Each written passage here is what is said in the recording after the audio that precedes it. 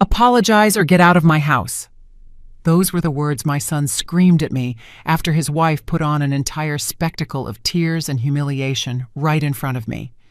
It all began at their house. I had come over for a family dinner that Saturday evening.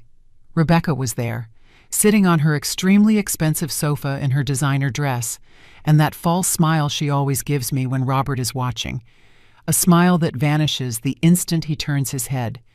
The dinner was uncomfortable, as always. Rebecca talked non-stop about her wealthy friends, about her trips, about the latest piece of jewelry Robert had bought her, a diamond necklace that cost $8,000. She mentioned it 3 times during the dinner. $8,000. As if she needed me to know exactly how much it was worth. As if she needed to rub it in my face that she had the money and the power in that relationship. I tried to eat in silence. I nodded when necessary. I smiled when appropriate. I did everything possible not to give any reason for conflict, but with Rebecca, it's never enough. She always finds a way to make me the problem. "Mary, you passed the salt without me asking for it." Her voice came out sharp, offended, as if I had committed an unforgivable crime. I had seen her reaching for the salt shaker and simply moved it closer to her. A normal gesture, a gesture of courtesy that anyone would make at a table. But for Rebecca, it was the perfect excuse. "I'm sorry, I just meant to help," I said calmly, with that infinite patience I've developed in these 3 years of enduring her disrespect. But she was already staging her drama. "You always do that. You always interfere. You always stick your nose into everything. I can't even have a peaceful dinner without you hovering over me, controlling me." Her voice rose in volume, her eyes filled with fake tears. Tears that sprang forth in a second, as if she had them stored up, waiting for the perfect moment to use them. Robert put his silverware down on his plate. The sound of metal against china echoed in the silence that formed. I saw him turn toward me with an expression I had never seen before, pure hardness, as if I were a stranger who had just insulted his wife in their own house.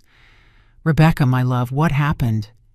His voice was soft when he addressed her, protective, full of concern, the same tone he used with me when he was a kid and someone bothered him at school. But now that tone was for her, and for me, only contempt remained. "Your mother constantly disrespects me. I can't take it anymore, Robert. I can't keep pretending that everything is fine when she always makes me feel like I'm not good enough for you." Rebecca brought her napkin to her eyes. She was sobbing. She was trembling, a performance worthy of an award. And my son was buying it all. I remained paralyzed in my chair, with the fork still in my hand, watching the scene as if I were seeing a horror movie where I was the protagonist. I wanted to speak, I wanted to defend myself, but the words got caught in my throat, because I knew nothing I could say would matter. Robert had already chosen his side. "Mom, you need to go."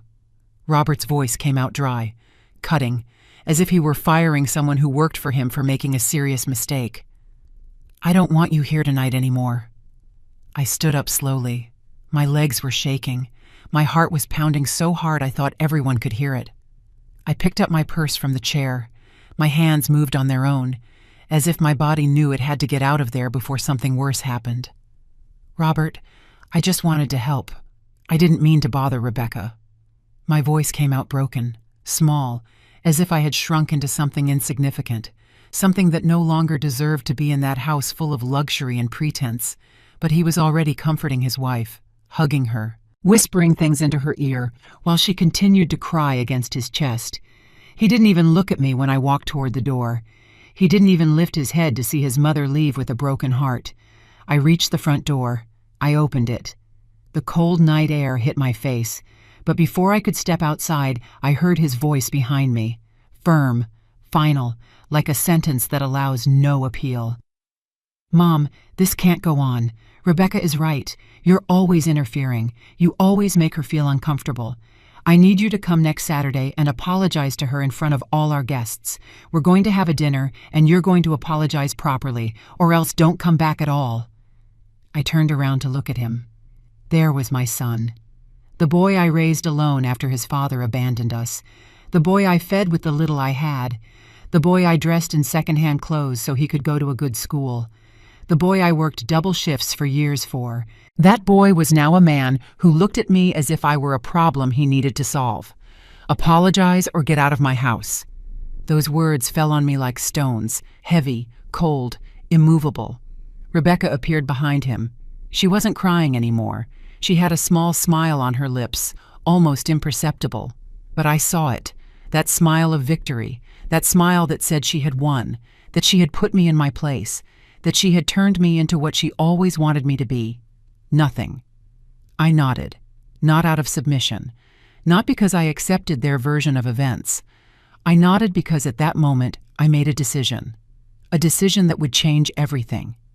If they wanted me to apologize in front of their guests, I would do it.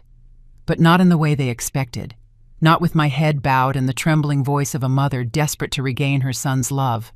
No, I was going to go to that dinner. I was going to stand in front of all their rich friends and their plastic faces, and I was going to say something that none of them expected to hear, something that would destroy the entire perfect facade Rebecca and Robert had built, something that would make them regret having treated me like this. It's fine, Robert. I'll come on Saturday. I'll apologize to Rebecca. I promise you. My voice came out calm, too calm, so calm that I saw a flicker of doubt in my son's eyes. But it was too late. He had already accepted. He had sealed his own fate. I walked out of that house with my back straight, without looking back, without crying, because the tears would come later, in the solitude of my apartment, in the darkness of my room, but not there, not in front of them. I wouldn't give them that pleasure. I walked down the empty street to the bus stop. The cold wind cut my face, but I barely felt it. My mind was already working, remembering, connecting the dots, gathering the pieces of a puzzle I had been ignoring for too long. Because I knew things. Things Rebecca thought no one else knew. Things I had seen, heard, kept silent. The bus arrived. I sat in the back. I looked out the window as the city blurred past, the lights, the buildings, people walking with their normal lives. And there I was, 67 years old, feeling that everything I had worked for was collapsing, but also feeling something new, something I hadn't felt in a long time, determination, because that Saturday wasn't going to be the day that Mary Smith knelt before a manipulative woman and her son blinded by money.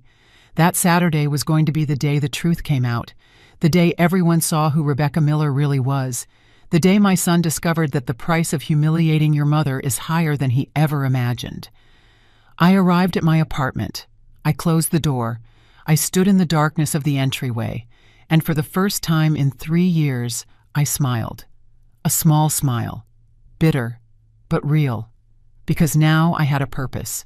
Now I had a plan. And nothing and no one was going to stop me. There was a time when Robert and I were inseparable, a time when he sought me out to tell me everything, his joys, his fears, his dreams, a time when I was his favorite person in the whole world. I remember the day he was born. March 29th. It was raining so hard the streets looked like rivers. I was alone in the hospital. His father had left us 2 months earlier when he found out a baby was coming. He said he wasn't ready to be a dad, that he had other plans, that I would understand someday. I never understood. But I didn't need to, because when they put Robert in my arms and I saw him open those dark eyes, I knew he was all I needed in this life. The early years were tough.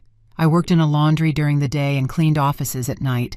I slept 4 hours, sometimes less, but every time I came home and saw my son smile at me from his crib, all the tiredness disappeared. All the pain was worth it, because I was building something. I was giving my son a chance to have a better life than mine. Robert was a bright kid. He learned to read before the other children in his class. He always brought home good grades. The teachers told me he was special, that he had a promising future, and I believed them. I worked longer hours. I saved every penny, all so he could go to a good college someday. When he was 8 years old, Robert won a math competition at his school. I remember him running home with the diploma in his hands. "Mom! Mom! I won! Look what I won!" His eyes shone with excitement, with pride. I hugged him so tight he laughed and told me I was crushing him, but I couldn't let go. I couldn't stop thinking that all the sacrifice was paying off. That night we ate his favorite food, spaghetti with meat sauce, nothing fancy, nothing expensive. But for us, it was a feast. We ate sitting on the living room floor because we still didn't have a table. We laughed. We talked about his dreams. He wanted to be an engineer. He wanted to build huge bridges that connected cities. He wanted to do important things, and I told him he would do it, that I would do everything I could to make it happen. And I did. I worked until my body begged for rest, and still I kept going. Every extra dollar went into a savings account for his education. Every weekend I could take an extra shift. I took it. It didn't matter how tired I was. It didn't matter how much my back hurt or how much my hands burned from all the washing and cleaning. Robert was my purpose, my reason for going on. When he reached his teens, our relationship grew even stronger. He told me about the girls he liked, about problems with his friends, about his insecurities. I was his confidant, his counselor, his safe harbor. Every night before bed, he would come to my room and we'd talk for hours about everything, about nothing, just enjoying each other's company. "Mom, you're the strongest person I know," he told me one night when he was 15 years old. He had just found out that one of his classmates had both parents and lived in a big house with a yard. I think he felt bad about our situation, about our small apartment, about the clothes I wore that were years old. But I took his hand and told him we didn't need more, that the two of us were enough, that love isn't measured in square feet or in new clothes. And he believed me. For many years, he believed me. We were a team, Mary and Robert against the world. That's what we called ourselves. That's how we felt. Invincible, united, unbreakable. He managed to get into college with a scholarship. I cried with happiness the day the acceptance letter arrived. I cried so much that Robert had to hug me and tell me that everything was fine, that we had done it, that his life was going to change. And it did. He studied civil engineering, just as he always dreamed. He graduated with honors. He got a job at a major firm. He made good money, very good, more money than we had seen put together in our entire lives. The first thing he did when he got his first paycheck was take me out to dinner at a fancy restaurant. "Mom, this is for everything you did for me." He ordered wine. He ordered an appetizer. He ordered dessert. He spent almost $200 that night. I felt uncomfortable with so much luxury. But he was so happy, so proud to be treating me, so grateful.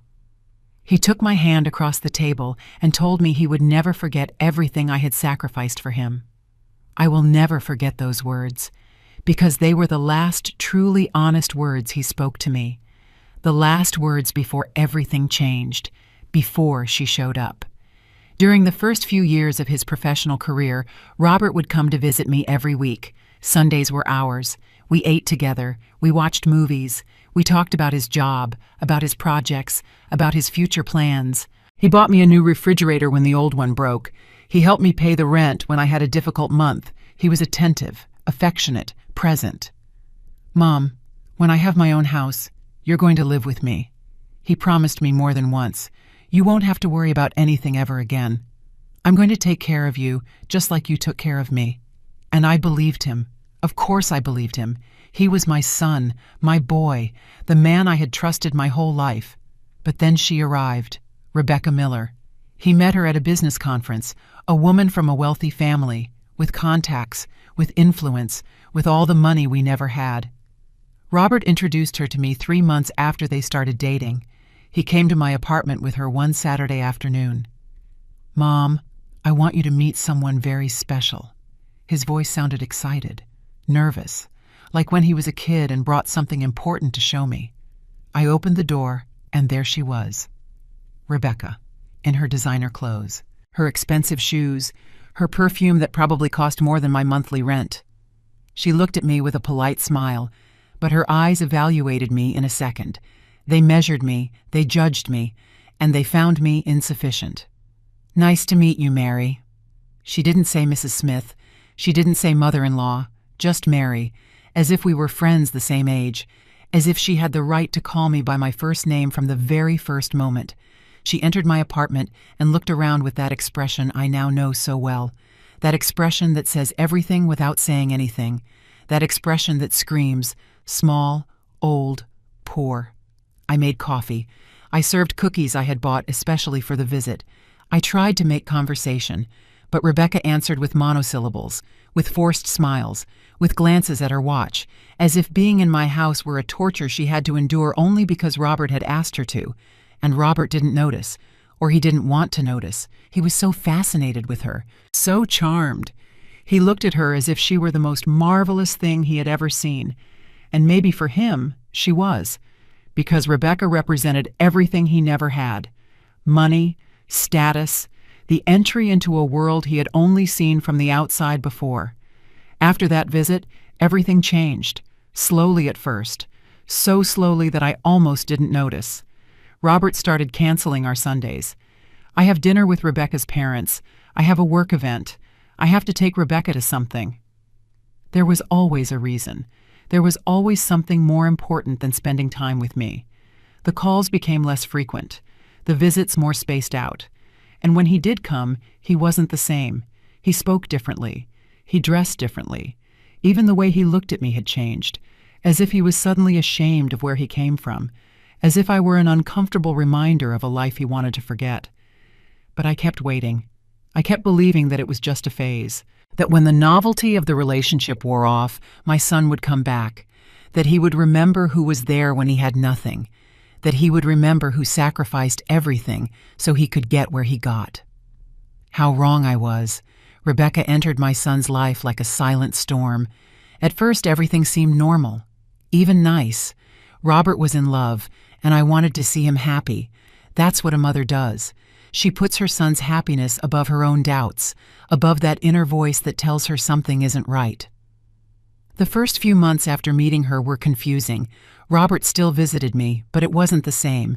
He came in a rush. He left early. He always had his phone in his hand. He was always waiting for a message from her. And when that message came, his face lit up in a way that hurt me. Because that light wasn't for me anymore. It wasn't because of being with me. It was because of her. One Sunday, he came with news.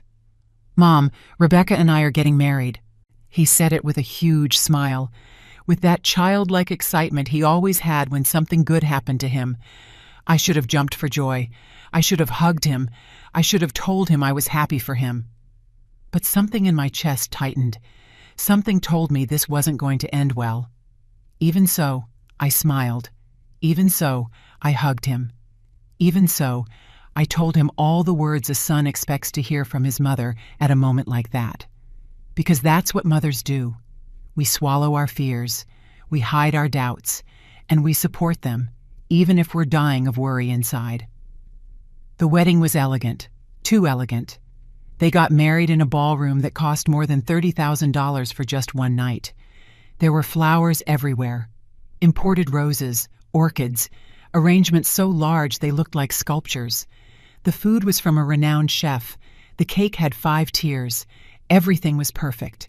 Everything was excessive. Everything belonged to Rebecca's world. I felt out of place from the moment I walked in. My dress was simple. Pretty, but simple. I had bought it at a discount store because I couldn't spend $500 on a dress like the other guests. I did my own hair. My shoes were 2 years old. And as I walked among all those elegant people, I felt every look, every silent judgment, every thought that said, she doesn't belong here. Rebecca's family greeted me with cold courtesy. Her mother shook my hand as if touching something dirty. Her father didn't even look me in the eye. Her siblings ignored me after the obligatory greeting. I was the groom's mother, but to them, I was invisible. Worse than invisible. I was an uncomfortable reminder that Robert came from humble beginnings, that he hadn't always had money or an important last name. During the ceremony, I sat in the front row, alone, because I had no one else. My family is small. My friends couldn't afford to come to a wedding like that. So there I was, watching my son marry a woman I barely knew, watching him look at her as if she were his entire universe, and feeling that I was becoming nothing. At the reception, they seated me at a table in the back, far from the head table where the bride and groom were, far from Rebecca's family, who occupied the best tables. I shared a table with people who also didn't know anyone, distant cousins of someone, friends of friends, all just as lost as I was in that sea of luxury and pretense. Robert came to greet me during the dance. "Mom, you look beautiful." He lied. I knew it wasn't true, but I was grateful for the lie because it at least meant he still cared about my feelings. We danced one song. He led me onto the floor, and I tried not to cry. I tried not to think that this was the beginning of the end, that after today, my son would no longer be only mine. He wouldn't need me as much as before. "Thank you for everything, Mom, for giving me the life you gave me, for preparing me for this moment." He whispered in my ear as we danced, and I nodded because I couldn't speak, because if I opened my mouth, I would cry. I would beg him not to forget me, not to let her change him, to remember where he came from. But I didn't say anything. I just danced with my son. I just enjoyed those 3 minutes that would probably be the last time he saw me as someone important in his life. After the wedding, everything accelerated.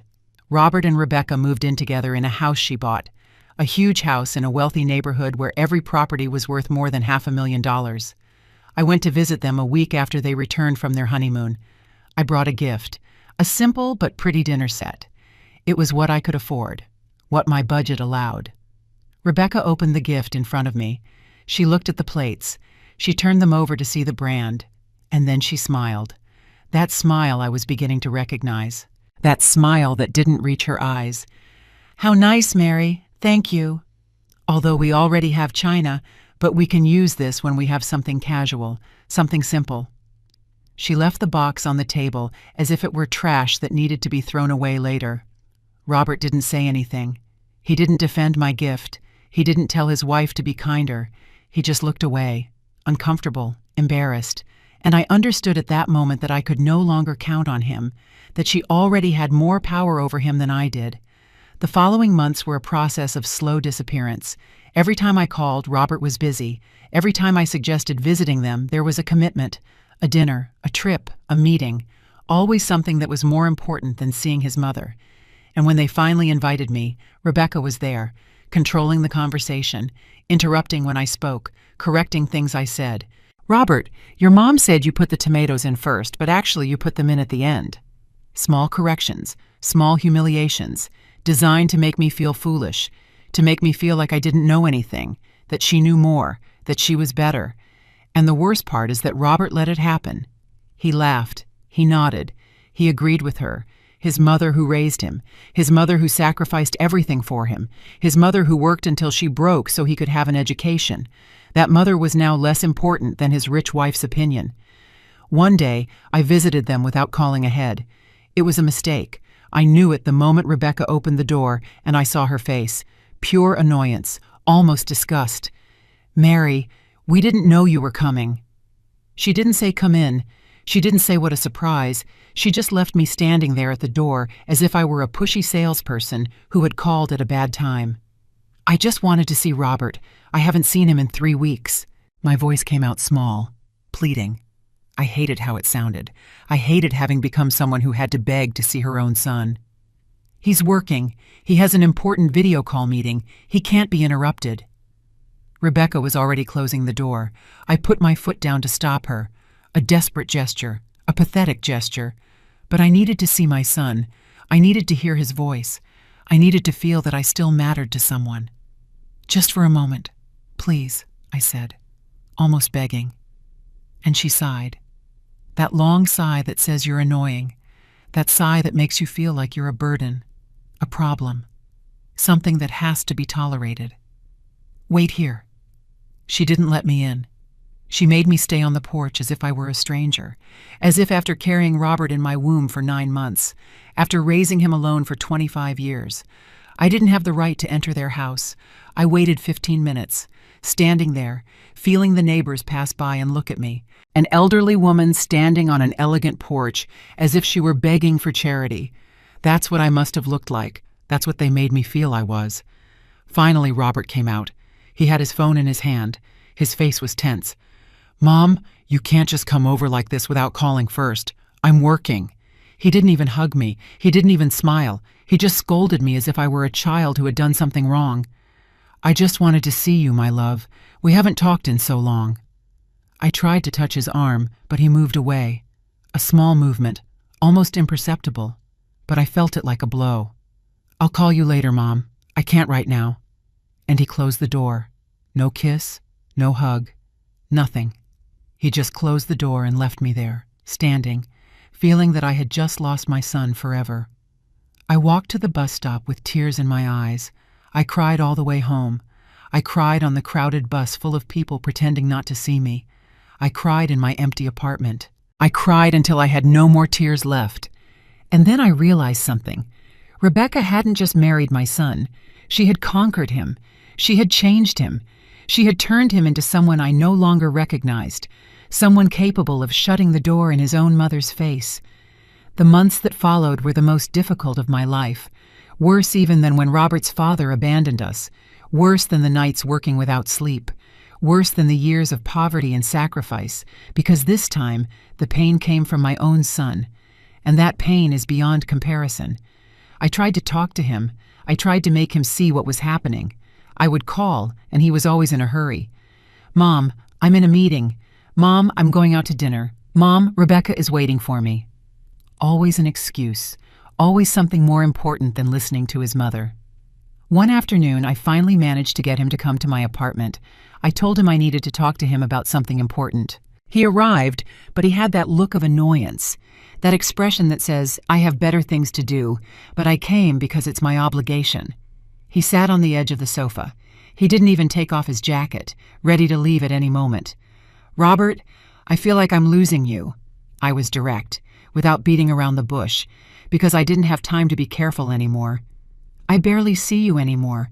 We barely talk anymore. And when we are together, I feel like you're not really with me, that your head is somewhere else, with her." His face changed. It became hard, defensive. "Mom, don't start. Rebecca has nothing to do with this."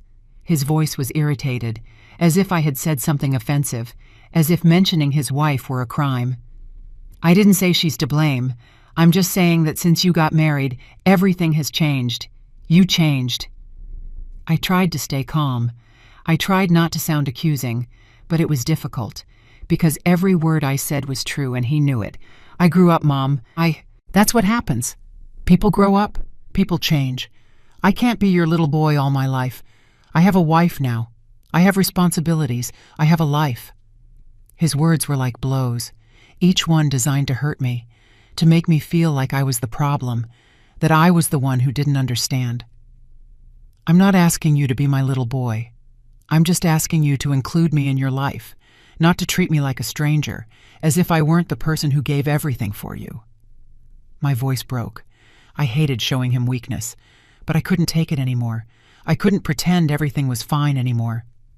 "You're so dramatic, always exaggerating everything. Rebecca is right. You're too intense, too demanding." He stood up. He was leaving. He had decided this conversation was over, and I couldn't do anything to stop him. "Rebecca said that about me?" It wasn't a question. It was a confirmation that she spoke badly of me, that she was filling him with venom against his own mother, and he allowed it. Worse still, he believed her. Robert didn't answer. He just looked at me with those eyes I no longer recognized, those eyes where there used to be love, and now there was only discomfort, annoyance. "I need to go, Mom. Rebecca is waiting for me so we can go out to dinner with her parents." And he left, leaving me there with a broken heart and 1,000 unanswered questions. After that conversation, I stopped insisting. I stopped calling him so much. I stopped suggesting plans, because each rejection hurt more than the last. Each excuse was like a door closing, and I was tired of hitting my head against closed doors. But the silence was worse, not knowing about him, not hearing his voice, watching the weeks pass without a call, without a message, without anything. It was like watching him die slowly, like losing him little by little and not being able to do anything to stop it.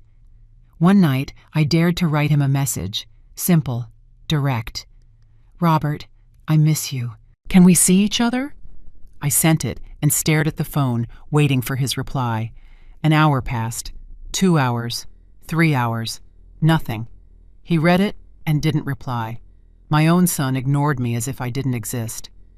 2 days later, he finally responded. "Sorry, Mom, I've been busy. Maybe next month we can meet." Next month. As if I were a dentist appointment that could be rescheduled.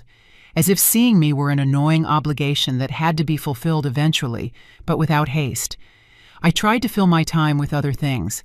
I started going to church more often. I made friends with Rose Johnson, a woman my age who was also alone. She understood. She also had children who had drifted away, who visited her once a year if she was lucky. We got together for coffee, to talk about our lives, about our pain. It was a small comfort, but comfort nonetheless. But nothing filled the void Robert had left. Nothing healed the pain of knowing that the son I gave everything for now treated me as if I were a nuisance in his perfect life. The months passed, and the visits became rarer and rarer. When they finally invited me to their house, everything was uncomfortable. Rebecca treated me with that fake kindness that is worse than direct mistreatment. She offered me coffee in expensive mugs.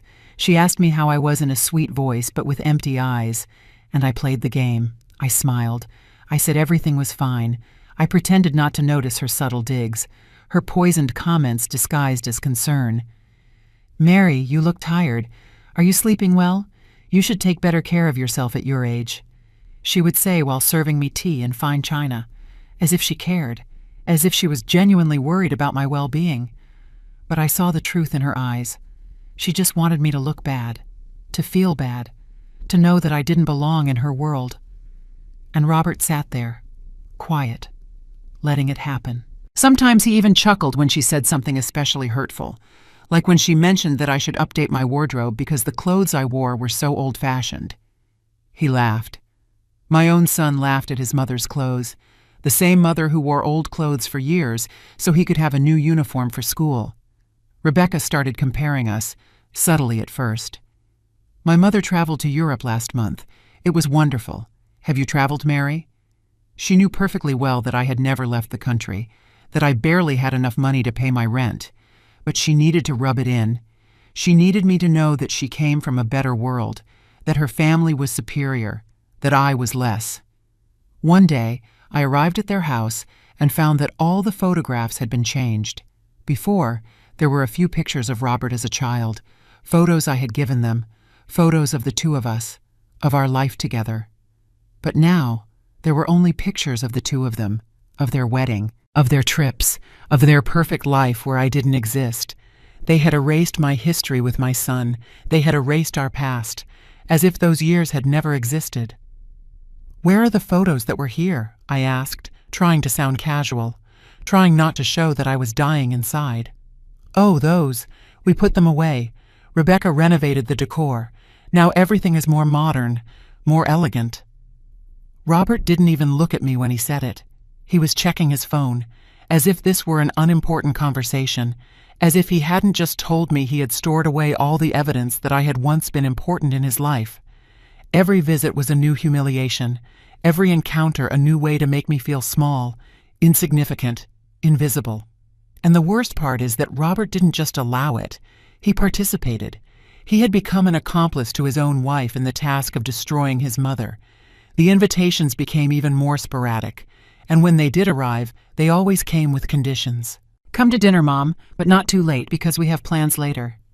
Come on Sunday, but only for 2 hours because we're going out.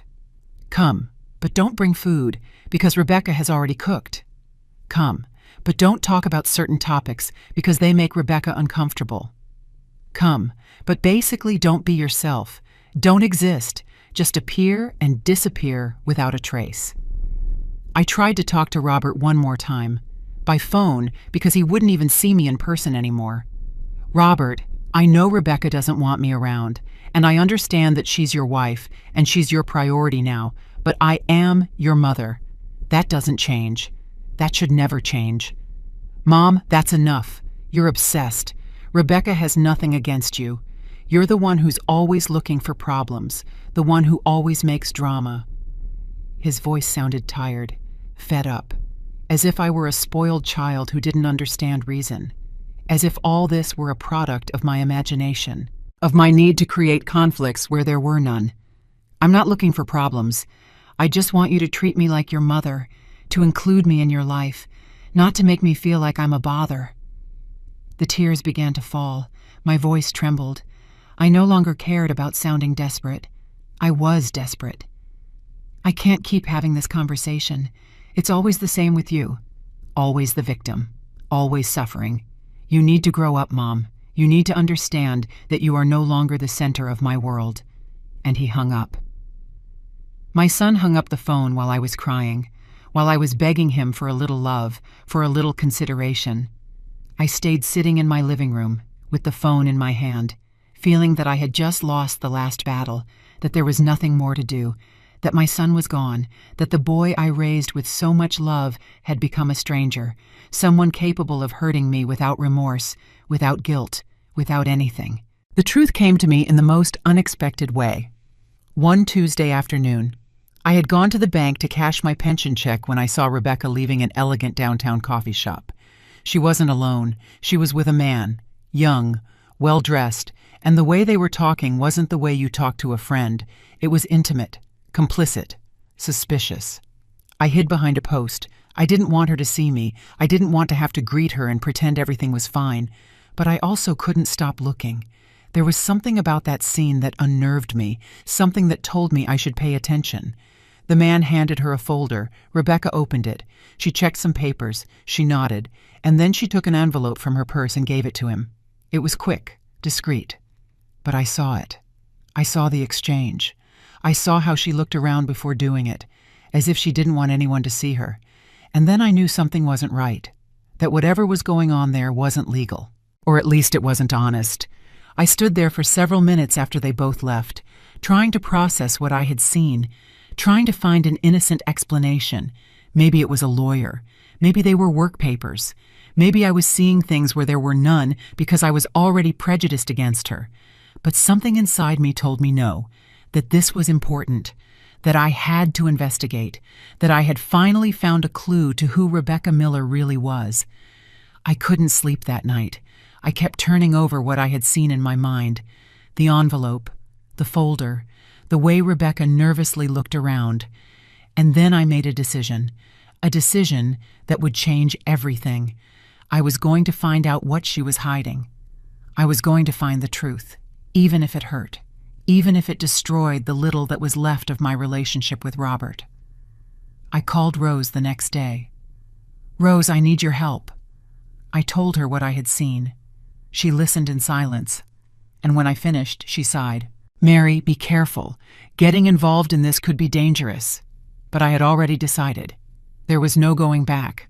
Rose had a nephew who worked in private investigation.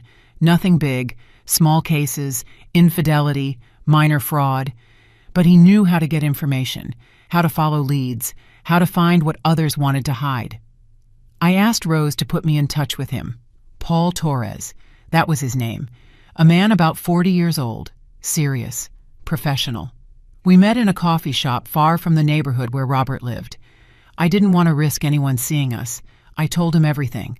About the man, the folder, the envelope, and I also told him about how Rebecca had entered my son's life, how she had distanced him from me, how everything had changed since she appeared.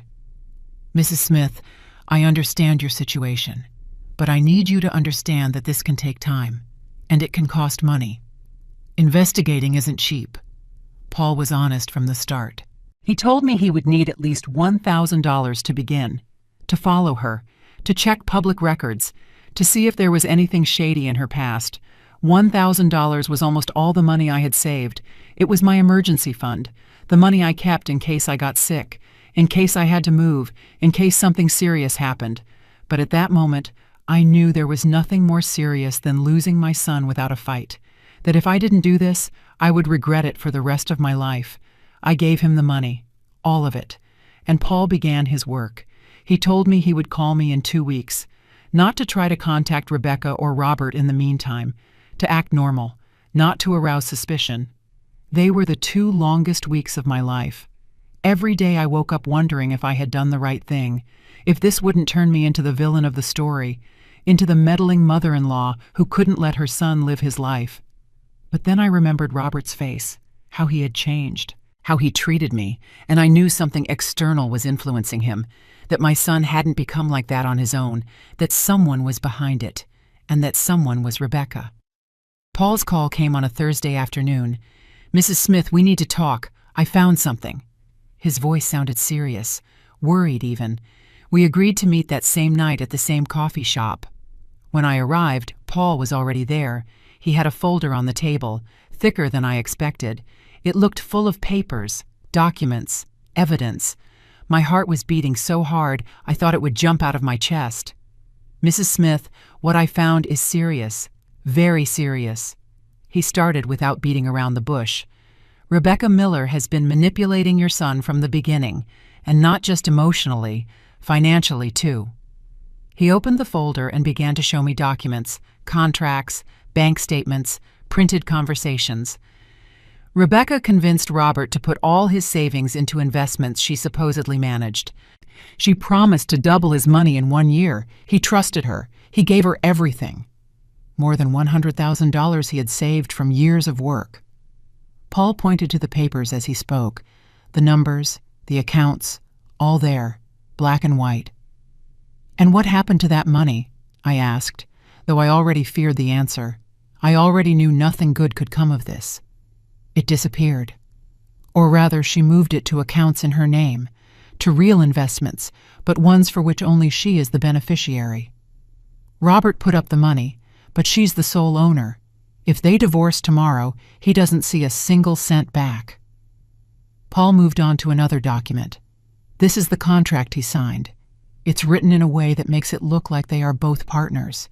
But if you read the fine print, everything stays in her name." I felt the floor move beneath me. My son had been scammed. By the woman who claimed to love him. By the woman he married, and worse still, worse. He had no idea. He trusted her blindly. He had given her everything, and she had taken it without remorse. "There's more," Paul continued. "I found messages between Rebecca and her mother, from before the wedding, talking about how Robert was the perfect candidate. Young, with a good salary, without a family that would interfere much. Those were her words. Without a family that would interfere. And then there are more recent messages where she talks about you, Mrs. Smith." "What do they say?" My voice came out as a whisper. I was shaking.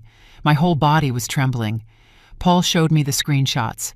WhatsApp conversations between Rebecca and her mother, between Rebecca and her friends, all talking about me, about the old lady, about the mother-in-law who doesn't know her place, about how she needed to distance Robert from me because I was an obstacle to her plans.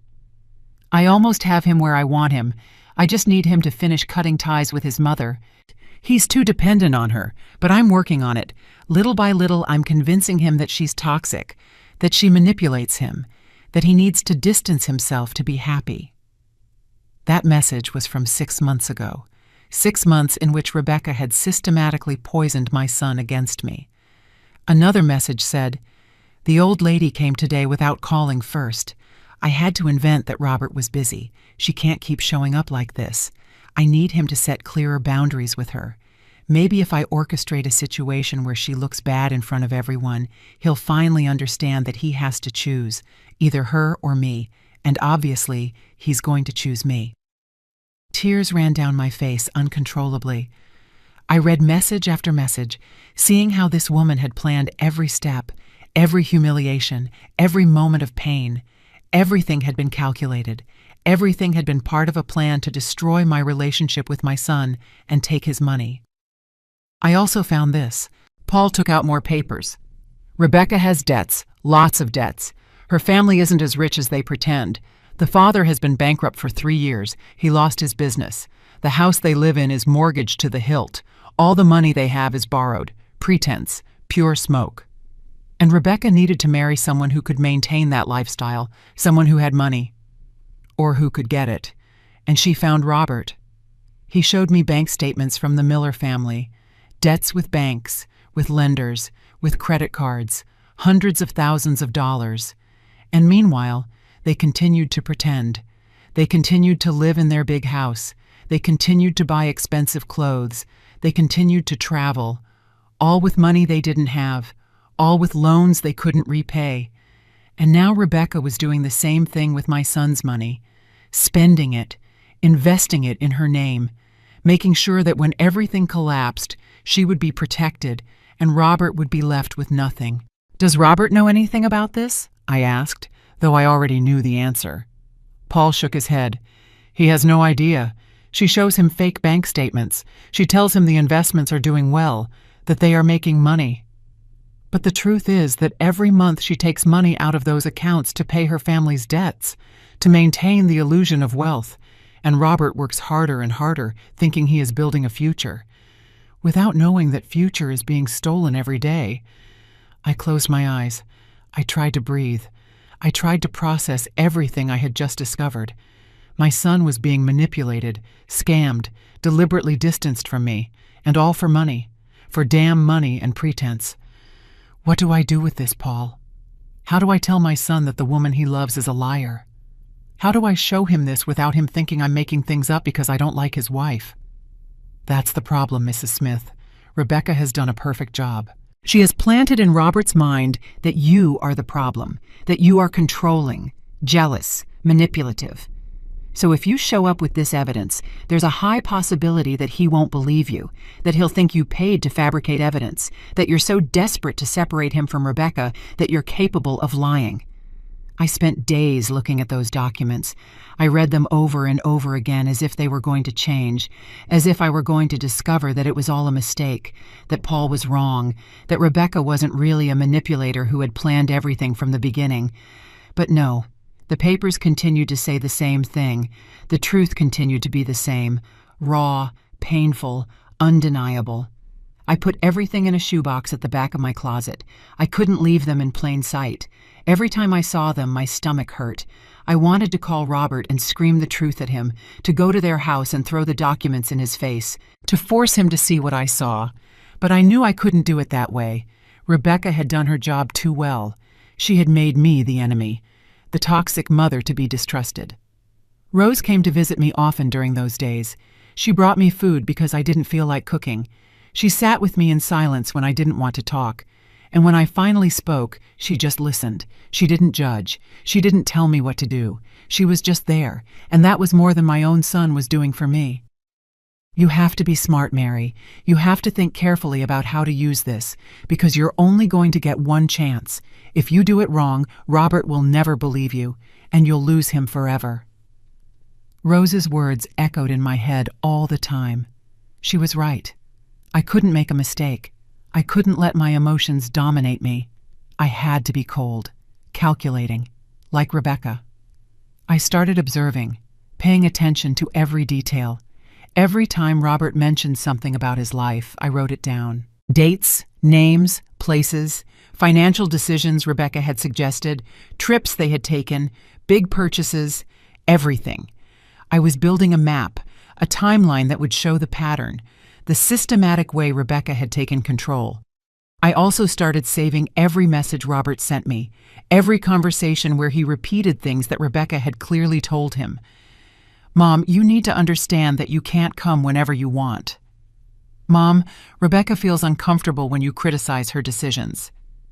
Mom, you have to respect that I have my own family now. Words that didn't sound like my son's, words that had Rebecca's poison hidden behind them. Paul called me 2 weeks later. I have more information. Rebecca is planning something. We agreed to meet again, this time in a park, more discreet. Less chance of someone seeing us together. Rebecca is going to ask Robert to buy a new house. Bigger, more expensive. She's already found one. It's worth $800,000. She's going to tell him it's an investment, that the value will go up, that it's the perfect time. Paul showed me an email she had sent to a real estate agent, dated 2 days ago. My husband has good credit and excellent income. We are ready to make an offer. Robert doesn't have $800,000. He barely had enough to buy the apartment I live in now, I said, confused, not understanding how Rebecca planned to do this. I know, but she's going to convince him to take out a huge loan, to use all the credit he has. And when they have that house, she's going to make sure they put it in both their names, but with a special clause. If they divorce, the house goes to her. Because she's going to argue that her family put down the down payment, which is a lie. But she's going to forge documents to prove it.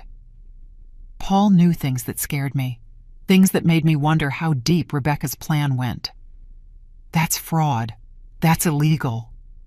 My voice trembled, not with fear, but with rage, with powerlessness, seeing how this woman was destroying my son and I couldn't do anything to stop her. It is, but it's very difficult to prove if Robert signs voluntarily, if he accepts everything without reading, without questioning. Which is exactly what Rebecca has been training him to do these 3 years. Trust her blindly, not to doubt, not to ask for second opinions, just sign where she tells him. Paul put the papers away. Mrs. Smith, if you're going to do something, it has to be soon, before he signs for that house, because if he does, he'll be financially tied to Rebecca for decades, and getting out of that will be almost impossible. I didn't sleep that night. I sat on my bed with the box of documents in my lap, thinking, planning, trying to find the perfect way to reveal the truth. It had to be in public. It had to be in front of witnesses. It had to be at a moment where Rebecca couldn't escape, where she couldn't flip the story, where she couldn't play the victim. And then I remembered. The dinner where I had to apologize, where Robert had invited his rich friends, Rebecca's associates, the people who mattered in their new world of pretense. That was my chance. That was the perfect moment. I called Paul. I need you to come to that dinner. I need you to be a witness. And I need you to bring everything, every document, every piece of evidence, every message, everything. I explained my plan. He listened in silence. When I finished, there was a long pause. Mrs. Smith, this is going to be brutal. It's going to destroy Rebecca. But it's also going to destroy the image Robert has of his life, of his marriage, of everything. Are you sure you want to do this? His voice sounded worried, as if he were warning me of the consequences, as if there was no turning back after this. I'm sure. My son deserves to know the truth. He deserves to know that the woman he married is using him. She's robbing him. And she's deliberately pushing him away from his mother. If, after knowing all this, he still decides to stay with her, at least it will be his decision. An informed decision, not based on lies. My voice came out firm, firmer than I had felt in months. All right, I'll be there. Paul agreed. And then I knew there was no turning back, that at that dinner, everything was going to change, for better or for worse. But it was going to change, and I was going to be the one to cause it. The days leading up to the dinner I spent preparing, rehearsing in my head what I was going to say, how I was going to say it. It had to be perfect.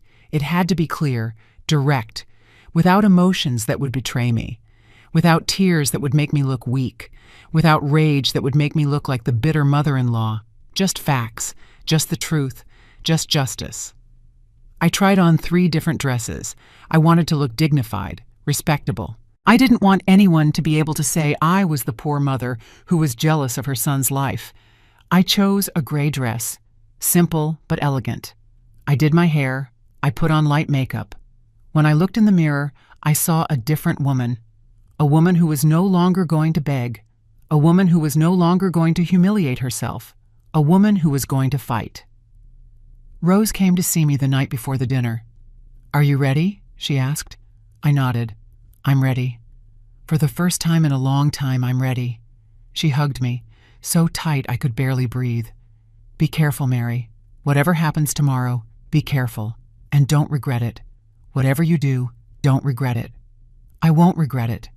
I've spent too much time regretting not having acted sooner, for having let Rebecca do whatever she wanted, for having accepted the crumbs of attention Robert gave me. No more.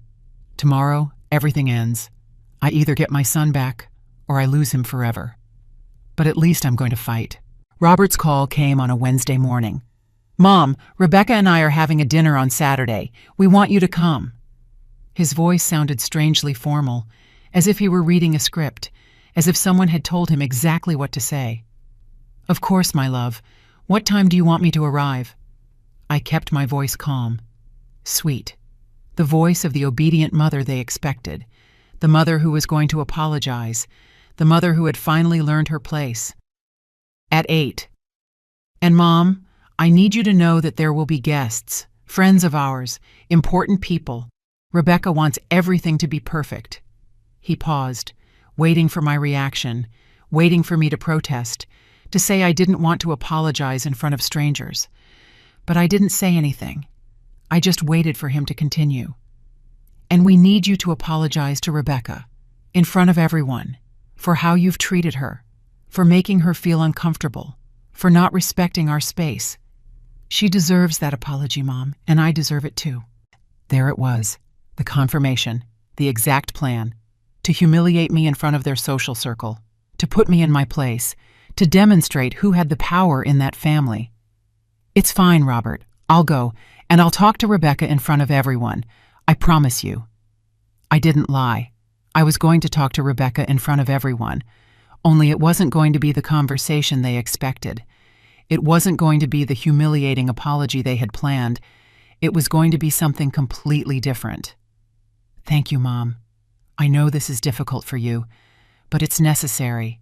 We have to move forward as a family. And that can only happen if you accept your mistake. His voice sounded relieved, satisfied. He thought he had won, that he had finally broken me, that I had accepted my defeat.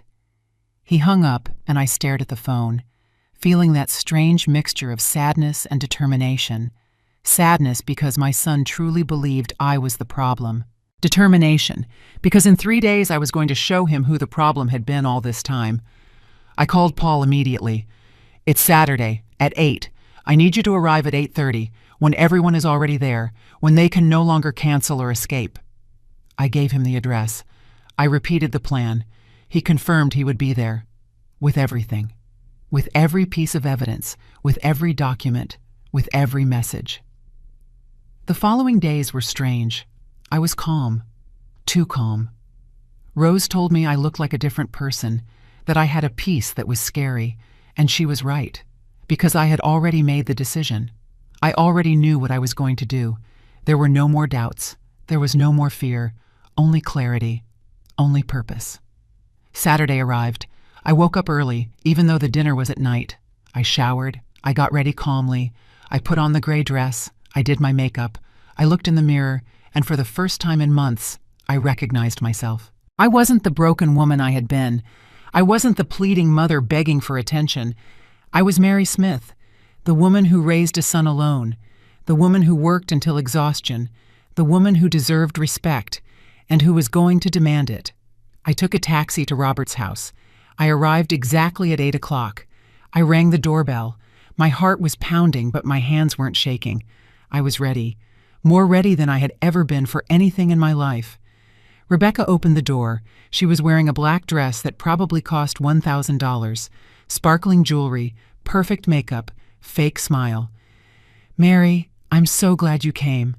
Her voice dripped with venomous sweetness, that sweetness she uses when there are witnesses, when she has to pretend to be the perfect daughter-in-law. I walked in. The house was full of people, elegant couples, well-dressed, with wine glasses in their hands, talking in small groups. The smell of expensive food filled the air. Everything was perfect. Everything was designed to impress, to show success, to scream, "Look at everything we have." Robert approached. He gave me a quick kiss on the cheek. "Mom, thanks for coming." "Come, I want to introduce you to some friends." He took me from group to group, introducing me as his mother, but without pride, without affection, just as a social obligation. "This is my mother. This is Mary." Empty words, without meaning, without love. I smiled. I greeted people. I accepted the wine glasses they offered me, even though I didn't drink. I just held them. I just played the part that was expected of me. The grateful mother for being included. The mother who was going to apologize. The mother who had finally learned. At 8:20, Rebecca tapped her glass with a knife. The sound caught everyone's attention. The conversation stopped. All faces turned toward her. She smiled. That triumphant smile. That smile that said, "Now comes the good part. Now comes the public humiliation." Friends, thank you for being here tonight. Robert and I wanted to share this special dinner with you, and we also wanted you to witness something important." She looked toward me. Her eyes sparkled with barely contained malice.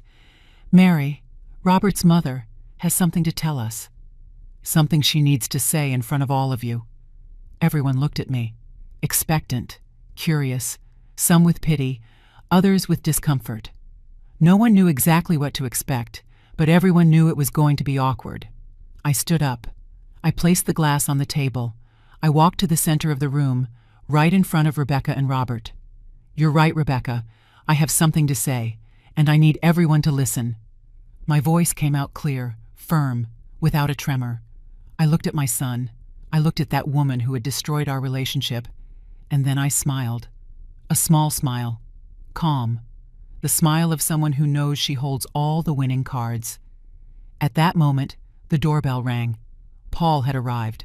Exactly on time, as we had planned. Rebecca frowned. She wasn't expecting any more guests. Robert, confused, went to open the door.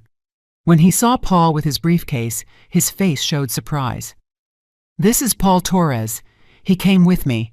He's part of what I need to tell you," I said before Robert could ask. Paul came in. He gave a short nod. He stood by my side, like an ally, like a witness, like living proof that what I was about to say wasn't a product of my imagination or my desperation. It was real. It was verifiable. It was undeniable. "Rebecca, you asked me to apologize to you, to admit that I've been a bad mother-in-law, that I've interfered, that I've made you feel uncomfortable." I paused. I let the silence hang. I let everyone pay attention. "And you're right. I owe an apology. But not for what you think." Her face changed. The smile disappeared. Something new appeared in her eyes. Concern. Fear, maybe. As if she suddenly realized that this wasn't going according to her plan. That I wasn't the submissive mother she expected. That something had changed. "I owe an apology for taking so long to discover who you really are. For having let you manipulate my son for 3 years. For not having acted sooner. But that ends today.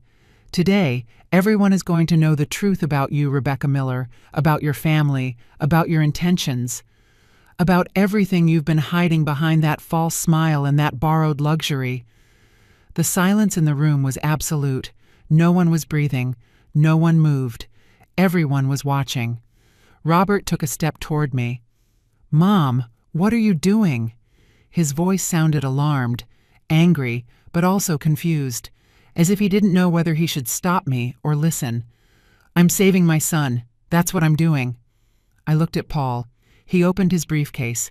He took out the first folder, the first piece of evidence, the first of many documents that were going to destroy the perfect world Rebecca had built on lies. And we began. Paul placed the first folder on the dining room table. All the guests approached, curious, uncomfortable, unable to look away from what was about to be revealed. Rebecca remained still, too still, like an animal that knows it's trapped but is still looking for an escape. "Robert, 2 years ago, your wife convinced you to invest all your savings in a fund she supposedly managed. $120,000, your money, the money you earned from your work." I started talking. My voice was firm, every word measured, every sentence a direct thrust to the heart of the lie. "Mom, what are you talking about?" Robert tried to interrupt. His face showed confusion, annoyance, but also a flash of fear, as if a part of him already knew that what was coming wasn't going to please him. "Let me finish. Paul, show them the documents." Paul opened the folder. He took out the contracts, the bank statements, the papers that showed every movement of that money. "Here is the contract you signed, Robert. It says that you and Rebecca are partners, that you both own the investment. But if you read this clause here, in fine print, you'll see that in case of divorce, all the assets remain in her name. Only hers." Robert took the papers. His hands were shaking. He read, he reread. His face changed with every line, from confusion to disbelief, from disbelief to understanding, from understanding to horror. "Rebecca, this is true. Why is this clause here?" His voice sounded broken, as if every word hurt him. Honey, it's just a legal technicality. My lawyer told me it was necessary to protect the investment. Rebecca tried to sound calm, but her voice was trembling. Her hands moved nervously.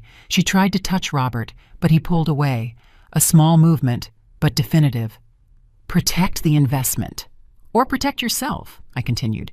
Because that money was never in any real investment, Robert. Look at these bank statements. Paul showed more papers. Your money was transferred to Rebecca's personal accounts, and from there it was used to pay debts, her family's debts.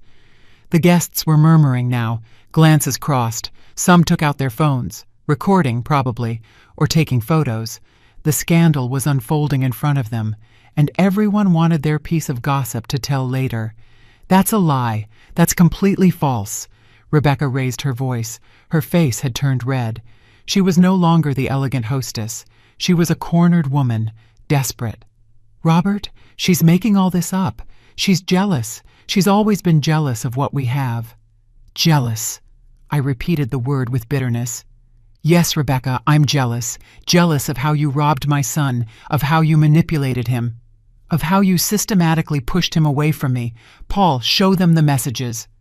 Paul took out more papers. Screenshots of conversations. Conversations between Rebecca and her mother, between Rebecca and her friends. Conversations where she planned every step, where she talked about me as an obstacle, where she mocked Robert for trusting her, where she calculated how much money she could get from him before he realized. Robert read the messages in silence. His face lost color with every line. I almost have him where I want him. The old lady is a problem, but I'm slowly pushing him away from her. It's easier than I thought. I just have to cry a little, and he does what I want. Those were Rebecca's words, her own words, impossible to deny. Rebecca, you wrote this. Robert showed her the phone. His voice was barely a whisper full of pain, of betrayal, of a world collapsing. You really wrote this about me, about my mother. Rebecca didn't answer. She just stared at the papers, looking for a way out, looking for an explanation. But there was none. The evidence was irrefutable. The messages were clear. Everything was there, black and white, undeniable truth. And there's more. I continued without pity. Rebecca told everyone her family is rich, that they have properties, successful businesses. But the truth is they're bankrupt. The father lost everything 3 years ago. The house they live in is mortgaged. They have debts with 4 different banks, more than $500,000 in debt. And your money, Robert. Your money has been paying those debts, maintaining the illusion of wealth, sustaining a lie. Paul showed the Miller family's bank documents, overdue mortgages, unpaid loans, credit cards maxed out. All the money they pretended to have was smoke, debt disguised as success. And now everyone in that room knew it. All the elegant friends, all the business associates, everyone who had believed the facade. One of the guests spoke. Claire Davis, a businesswoman who knew Rebecca from some social club. So the trips to Europe, the jewelry, it was all with Robert's money? Her voice sounded indignant, deceived, because she had probably also believed that Rebecca was on her same social level, that she belonged to that circle of wealth, and now she discovered it was all a lie. Rebecca tried one last time. Robert, please let me explain. Yes, I made mistakes, but I did it for us. For our future. Your mother is twisting everything. She's making it look worse than it is. Her eyes filled with tears, real tears this time, not from manipulation, from desperation, seeing everything collapse. But Robert no longer looked at her with love. He looked at her with disgust, with betrayal, with the pain of someone who discovers that everything he believed was a lie. You used me. You used me from the beginning. You pushed me away from my mother. You made me believe she was the problem, when you were the problem. His voice rose in volume, rage mixed with pain. You needed my money. That's all you needed. And I was so stupid that I gave you everything. He turned toward me. His eyes were full of tears. Mom, I didn't know. I had no idea. I thought you were jealous. I thought you couldn't accept that I had grown up. But it was her. All this time it was her. His voice broke. My son, my boy, crying in front of everyone, destroyed. I wanted to hug him, but I stopped myself. Not yet. First, I had to finish what I had started. First, I had to make sure Rebecca could never hurt him again. Robert, she was going to make you sign an $800,000 mortgage next week for a house that would have ended up in her name, with false documents saying her family put down the down payment. You were going to be in debt for 30 years for a house that would never be yours. Paul showed the emails, the real estate documents, the complete plan, detailed, ready to be executed. All that was missing was Robert's signature. All that was missing was one more week of deception, one more week of lies, and my son would have been financially trapped forever. The guests no longer pretended not to notice. They talked amongst themselves. They pointed at Rebecca. Some left. Others took out their phones. By tomorrow, the whole city would know what had happened that night. Rebecca Miller would be socially destroyed. No one in that circle would ever trust her again. No one would ever receive her again. Her reputation was ruined. Rebecca collapsed. She fell onto the sofa, crying. She no longer tried to defend herself. She no longer tried to explain. She just cried, because she knew she had lost, that everything she had worked for, everything she had built on lies, had come crashing down in one night, at one dinner, with a mother-in-law she had underestimated. Robert walked toward me. He took my hands. "Mom, forgive me. Please forgive me. I was an idiot, blind. I treated you so badly. I pushed you away. I made you feel like you didn't matter. And all because I believed her lies." His words came out broken, between sobs. My son was crying, and I finally let the tears fall too. I hugged him, tight, the way I hadn't hugged him in 3 years, the way I used to hug him when he was a child and the world hurt him, and I was his refuge, his protection, his home. "It's all right, my love. It's all right. It's over. It's all over," I whispered against his head, and I felt him cling to me, as if I were the only solid thing in a world that had turned to liquid. The days that followed that dinner were strange. Robert showed up at my apartment the next day, early, with swollen eyes from crying so much, with an expression I hadn't seen on him in years, pure vulnerability. He sat on my old sofa, and for hours he didn't say anything. He just stayed there, like when he was a child and came to seek comfort after a difficult day. I didn't try to fill the silence with words. I didn't say "I told you so." I didn't blame him for the 3 years of pain. I just was there, present, as I had always been, as I always would be, because that's what mothers do. They receive their children when the world breaks them, without judgment, without reproach, only with open arms. "Mom, how could I have been so blind?" He finally spoke. His voice sounded broken, ashamed. "How did I not see what she was? How did I let her treat you like that? Let me treat you like that?" He covered his face with his hands and cried again, tears of a man who discovers he built his life on lies. I sat next to him. I took his hand, the same hand I held when he took his first steps, the same hand I bandaged when he fell off his bike, the same hand that now trembled with pain and regret. "She's very good at manipulating, Robert. She chose you because she knew you were honorable, that you were trusting, that you loved with everything you had. It's not your fault for having believed someone who claimed to love you, but it is my fault for having pushed you away, for having treated you as if you didn't matter, for having made you feel like you were a problem." He looked at me with those eyes that so resembled mine, the eyes he inherited from me. "Mom, I'm never going to be able to apologize enough. I'm never going to be able to repair those 3 years." "I don't need you to repair anything. I just need you to never forget where you came from. Who was there when you had nothing? Who loved you even when you stopped loving me?" My voice was soft, without resentment, because resentment doesn't build bridges, and I needed to get my son back, not punish him. Robert moved back to a small apartment. He left the house he shared with Rebecca. He started divorce proceedings. Paul helped him with the legal documents, with the lawsuits to recover at least part of the stolen money. It would be a long process, painful, but necessary. Rebecca tried to call him several times. She sent him long messages, letters, begging for another chance, promising she would change, that everything had been a misunderstanding. But Robert didn't answer.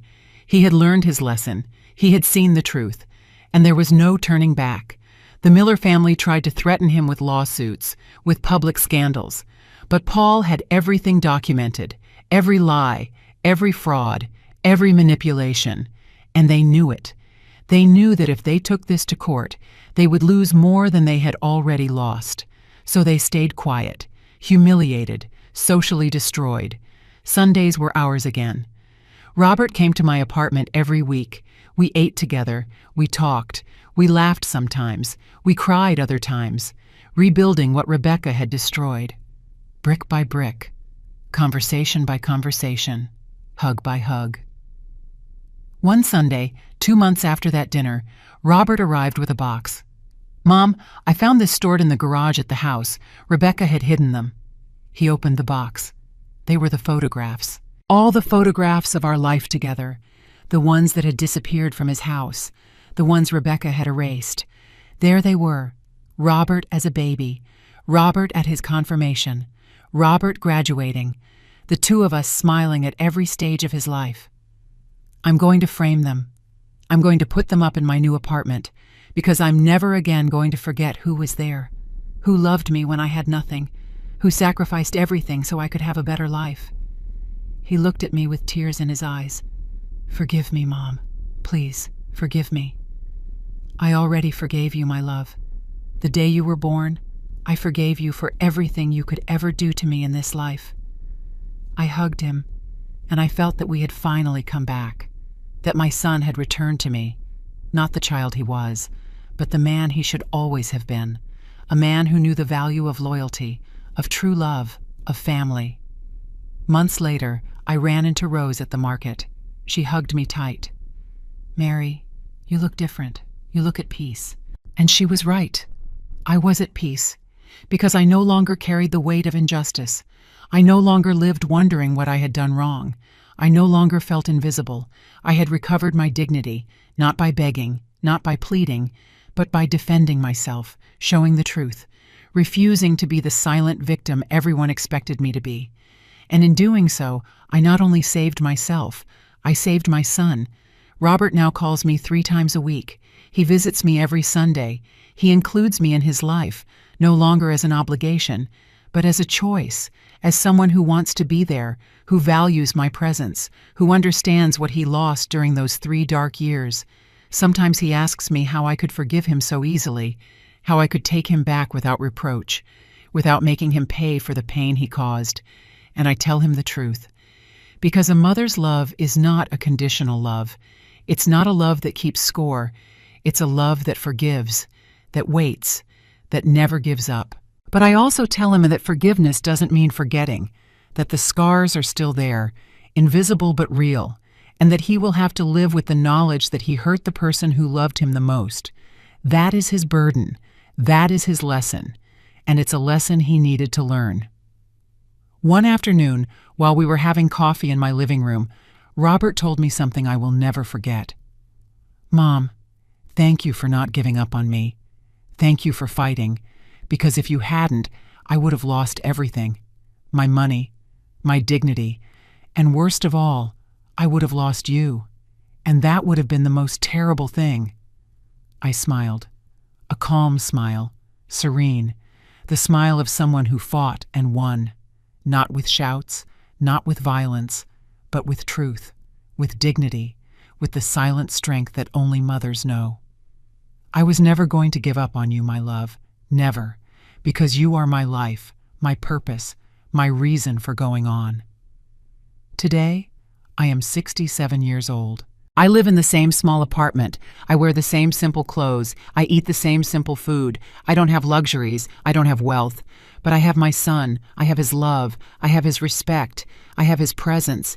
And that is worth more than all the diamonds and big houses in the world. Rebecca left town. I heard she moved back in with her parents, that no one in her social circle ever spoke to her again, that her reputation was destroyed forever. I don't feel pleasure in her downfall, but I don't feel pity either. She chose her path. She chose lies, manipulation, deception, and choices have consequences. I learned something from all this. I learned that silence is not always peace, that enduring is not always love, that sometimes you have to fight, you have to defend yourself, you have to say enough, and you have to do it without fear, without guilt, with the certainty that defending your dignity is never wrong. Mothers don't have to accept mistreatment from their children just because we love them. We don't have to disappear to make space for their new lives. We don't have to become ghosts of ourselves. We deserve respect. We deserve love. We deserve to be present. And if that respect doesn't come easily, then you have to claim it. With truth, with evidence, with the firmness of someone who knows they are right. Because in the end, the truth always wins. Always. It may take time, it may hurt, it may cost tears and sleepless nights, but it always, always wins. Today, I look out the window of my apartment. I see the sun setting over the city, and I smile. Because I survived. Because I fought. Because I recovered what was mine. My son, my dignity, my peace, and no one, ever again, is going to take it away from me. That, I promise. To myself, to all the mothers who stay silent when they should scream, to all the women who disappear when they should shine. Luxury is destroyed, facades fall, sods. Money runs out. But true love, the one that asks for nothing in return, the one that forgives but does not forget, the one that fights when necessary, that love remains. And I am living proof of it.